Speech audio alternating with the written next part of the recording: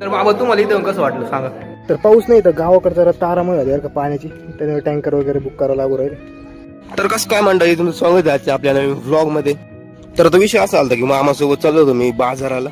इथे बाजारमध्ये आलतो, गर्दी जरा जास्त आहे भाऊ इथं बाजारमध्ये. तर इकडं आता बाजार वगैरे झालता आपला आणि आता इथं थोडं बदाम शेक प्यायला थांबलेलो आहे. तुम्ही बघू शकता भाऊ आता आपल्यासोबत कोणी विराज आहे आपल्यासोबत.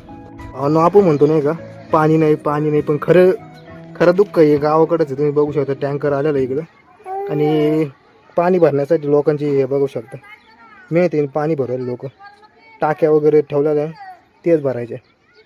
आता आम्ही कुठं आलो असं भगवानगडावर आणि आपल्यासोबत कोण कोण आहे तुम्हाला जरा दाखवतो नाही का. आपल्यासोबत आहे आर्यन भाऊ, इकडं सिद्धू मामा आहे, तिकडं यश आहे, इकडं ऋषी आहे.